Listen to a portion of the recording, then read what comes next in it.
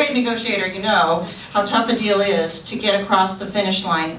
Going to zero and saying yes are two things that are very hard to achieve, let alone with 12 countries, let alone with the food and agricultural sector included, and the many sensitive issues that seem to bubble up to the top on an hourly basis.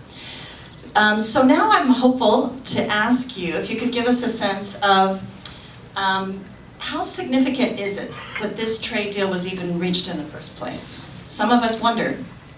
Well, I think if you look at the number of times articles were published questioning whether we could do it, that gives you a sense of how significant it is that we actually achieved it. And I think part of what makes TPP so interesting to U.S. agriculture is that you have at the table high-income, high-value markets like Canada and Japan, where we have new access, where we can sell our best, highest quality, most expensive ag products. And then at the other end of the spectrum, you have Vietnam and Malaysia. And to get all of those countries to a point where they could meet high standards, all agree on the same language and rules, and have comprehensive packages for market access, that's a pretty big deal. Countries on different parts of the spectrum. And as you know, if you look at sensitivities and sensitive sectors, agriculture is the place where most of those occur. And you shouldn't underestimate the culture part of that word. And it's true in our country, and it's true in all of the TPP trading partners, that agriculture is seen, and really is. I mean, I'm a farm girl, so I feel it too. It's a way of life, and so producers hold to that way of life. Production of food, we all eat 3 times a day. Interfering with that or changing the patterns of production and consumption and trade can be politically very difficult. And so, the fact that Japan put rice on the table, that's not about dollars and cents. It really speaks to a deeper part of their identity. And so, I think we took advantage of the opportunities that we had to move the ball as far as we could, and to get what was feasible given our own sensitivities in key sectors and the sensitivities of others. And it was difficult to say the least, but I think what we had were 11 other very willing partners trying to be creative to find an outcome that would work for all of us.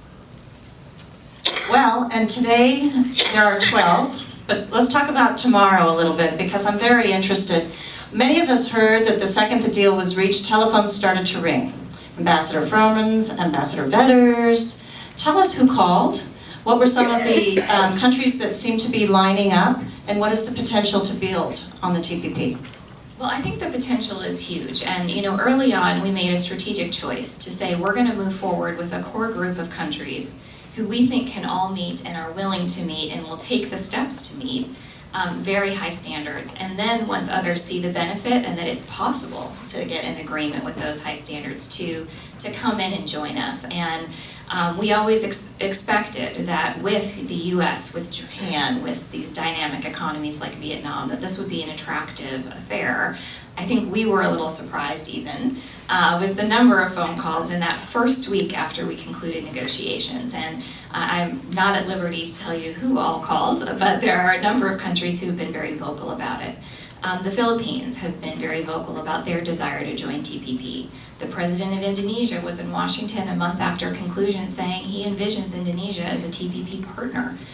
In Taiwan, during their presidential debates, what their country would do to raise their standards to a level that would be TPP worthy. It was a debate question in their national dialogue. Korea, with whom we're still implementing this FTA, is looking to improve on that further and join TPP. So again, dynamic economies, that growing middle class population, huge opportunities for U.S. agriculture, have said, when you get this across the finish line, please make sure I'm next in line. Very, very nice. And not only just to line up, but what might they have to give? Because they weren't sitting at the table making concessions that ultimately pushed the deal across the finish line. So will there be additional concessions that you think, or they'll have to subscribe not only to these principles, but others? Well, of course they will have to meet the rules. Those texts are not likely to be opened up again, so they can read for themselves what standards they will have to meet in the rules, and then they will have to do a market access negotiation with the existing 12 and show what they will offer. So that next group that joins starts from a more difficult point with higher expectations. And early on in these negotiations, when we sat down with our committees of jurisdiction and when we sat down as negotiators, we talked about this overall principle that we would give the greatest level of liberalization possible in our systems to create the highest standard example, so that next round we could achieve the best access possible on the market access side, as well as having them accede to the rules. And so, way back in Honolulu, when those countries got together, what we agreed is where you truly have sensitivities, you can look at alternatives to tariff elimination, but where sensitivities don't exist, the expectation is that you open those markets as far as possible. And so we've tried to do that to create a strong precedent for those who are coming in. Well, and then do you think there are any lessons for the future? There's hopefully many more agreements in our future. Well, I hope what we're doing for the future, in a way, is creating these facts on the ground.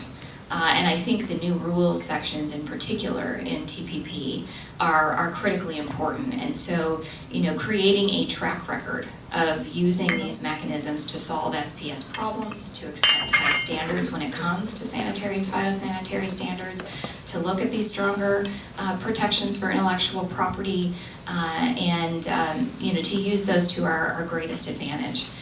But I think there are also some lessons learned, again, when you're dealing with countries at different levels of development at the table.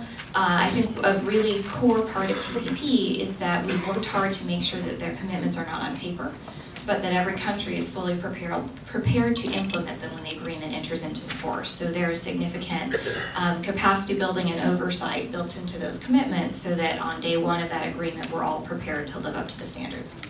Excellent. Well, and I've got one more question, and then I'm going to throw it open to the audience, so please have questions ready. But going back to that notion of day one, what's your crystal ball prediction of when this might enter into force? Well, as you know, that's not entirely up to me, or I would say very, very soon. Well, we are working very actively with stakeholders and with Congress to look at the best time to really start that TPA clock and send the implementing bill forward. And so, I've been, frankly, all over the country, talking to ag groups as they meet, to groups as they come into town, meeting with members of Congress and their staff. And so, we are in a full-out effort across the administration to make sure that folks understand the benefits of the agreement. But once that happens, I think, frankly, there will be countries who look to U.S. leadership, and when we approve this, for running their own processes, for passing this through their own legislatures and putting that into force. And then there comes a certification period. And again, this goes back to our desire to make sure that these aren't commitments on paper, but they're commitments in reality.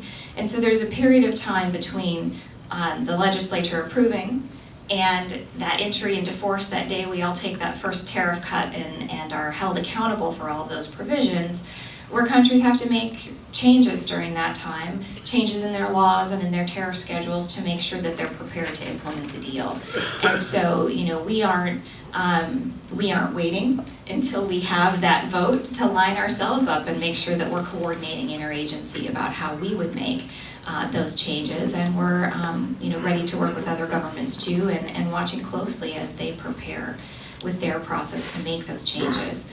I would say on that point, I think if you look across the board at TPP, I view it as not only a way for us to export, more pork and more beef and more soybeans and dairy, but we're really exporting the way that we do business.